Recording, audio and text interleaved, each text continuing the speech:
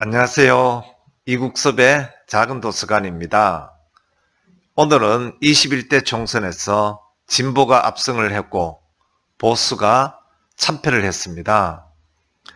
이런 상황을 보수 재건을 위한 경영학적인 관점에서 전략적으로 살펴보는 그런 시간을 갖도록 해보겠습니다. 21대 총선의 결과를 누가 예상을 했을까요? 아마도 선거에 직접 출마를 통하여 참여를 한 진영에서는 일부 비슷한 예상을 한 사람도 있을 것입니다. 그러나 저 같은 일반 국민들은 사실 상상을 하지 못하였을 것이라고 짐작이 됩니다.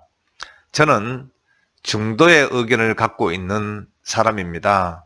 옳은 것은 옳다고 얘기하고 싶고 또 그런 것은 그러다고 얘기하고 싶은 그런 사람입니다. 다만 너무 일방적으로 치우친 결과는 가요불급이 되지는 않을까 걱정하는 정도의 성향을 갖고 있긴 하지만 경영학을 또 공부했고 그에 관한 책도 제가 썼습니다. 그리고 경영학 MBA도 공부한 입장이기에 보수가 재건을 하고 싶다는 상황이 너무도 많이 회자되기에 이를 경영학적으로 전략적인 관점에서 고찰을 해보는 시간을 갖는 게 어떨까 싶어서 많이 망설이다가 한번 생각을 해보는 시간을 가졌습니다. 경영 전략적 관점에서 보수가 재건을 하려면 어떻게 해야 할까라는 나름 생각의 출발점은 제가 생각할 때 우선은 현상에 대한 분석이 우선되어야 할 것입니다. 그 다음은 현상에 따른 문제점에 정의를 내려야 합니다. 그리고 정의된 문제에 대한 다양한 솔루션을 찾아야 할 것입니다. 그 다음은 해당 솔루션별로 결과에 대한 예상을 통하여 가장 우선적으로 순위를 두어야 할 부분과 또 그 다음 차선책으로 삼아야 할 부분, 그리고 최악의 경우라면 어떤 방식으로 이끌고 가야 할지를 정해야 할 것입니다. 선택한 솔루션을 놓고 부분적인 보완과 수정을 통하여 일련의 순환 과정 속에서 지속적인 혁신을 통하여 문제 정의 시 가장 중요도를 지닌 가치들이 보다 강력한 정체성을 갖는 노력도 경주해야 할 것입니다. 우선 현상에 대한 정의를 해야 됩니다. 정의의 범위를 우리나라 국민을 전체를 대상으로 하는 경우도 있고 또 진보의 대척점에 즉 반대편에 서 있는 보수라는 관점의 대상을 하는 경우도 있을 것입니다. 만약에 저라면 국민 전체를 놓고 판단을 하는 것이 진정한 리더라고 여겨집니다. 그러나 문제를 보다 명확한 정의를 하고 싶다면 진보의 대척점에 서서 문제를 형성화하는 것도 하나의 방법이 될 것입니다. 우선 두 가지 관점 모두를 간략하게 파악하여 보겠습니다. 우선 전체 국민을 대상으로 하는 현상에 대한 분석입니다. 현재의 대한민국은 엄청난 세대 간의 차이가 존재하는 그런 사회입니다. 단적으로는 통일에 대한 개념도 세대 간의 엄청난 차이가 존재하는 것입니다.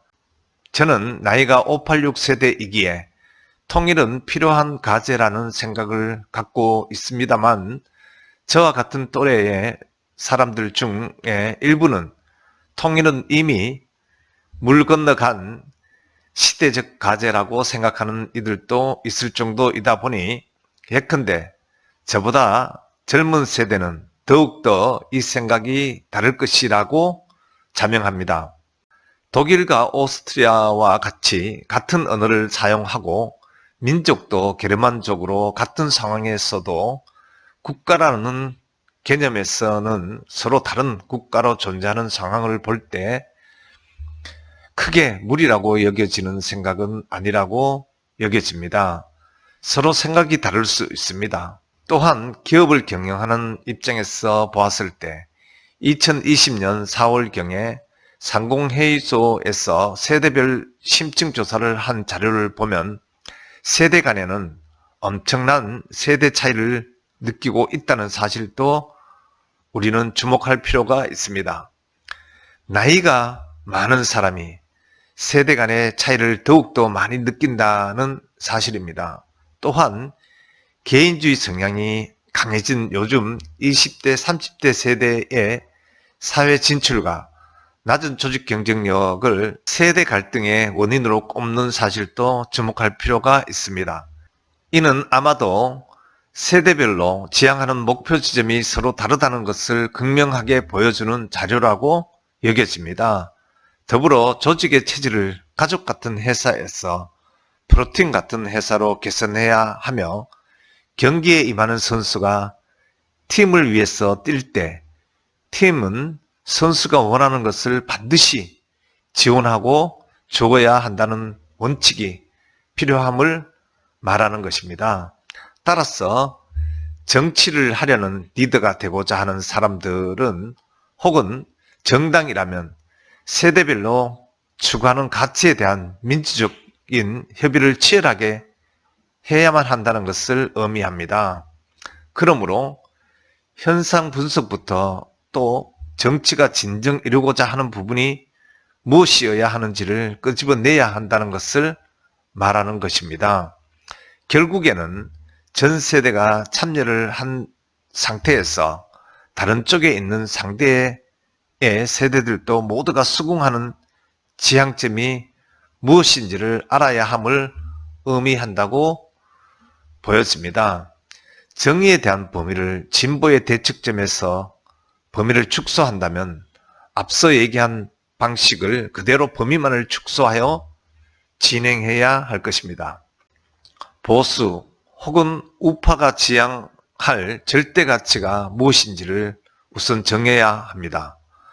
자유라는 관점과 법치라는 관점을 최우선으로 두고 자유와 법치 속에서 우리 국민이라면 누구나 공감하는 공정함을 추구하는 자세가 아마도 첫손으로 꼽히는 가치가 아닐까 싶은데 이 역시도 세대 간의 차이가 있을 수 있기에 치열한 협의를 통하여 보수를 지향하는 세대 전체가 수긍하는 절대 가치를 선택해야 할 것입니다.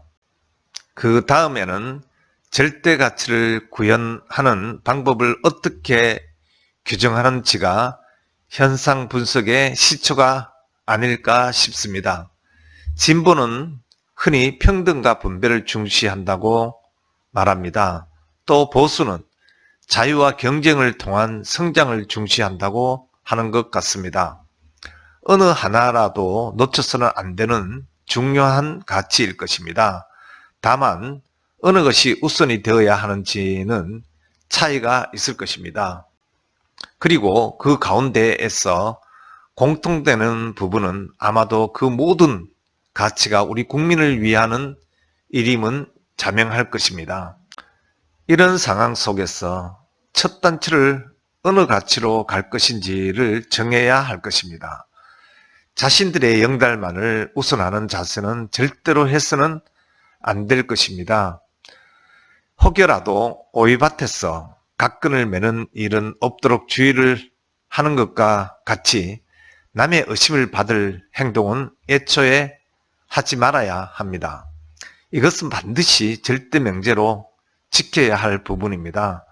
즉 자신과 조금이라도 연관이 되는 부분은 절대 나서지 않아야 하는 점을 말하는 것이고, 물론 현대사회의 복잡성으로 인하여 어쩔 수 없이 관계되는 부분이 생길지라도 최대한 자신의 이익과는 배치되는 상황을 가정하여 자신의 관념을 개진해야 하는 것입니다. 사학재벌이라는 사학 혹은 개인의 사유재산에 대한 절대 우위의 자세를 견지하고 문제를 바라보는 시각 같은 것을 말하는 것입니다.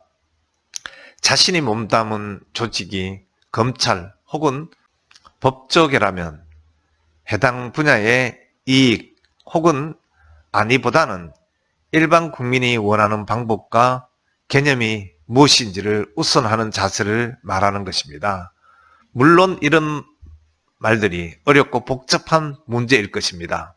그럴수록 문제는 단순하게 접근하는 것도 좋을 것입니다. 이러한 자세로 현상에 대한 분석을 이루어내야 합니다.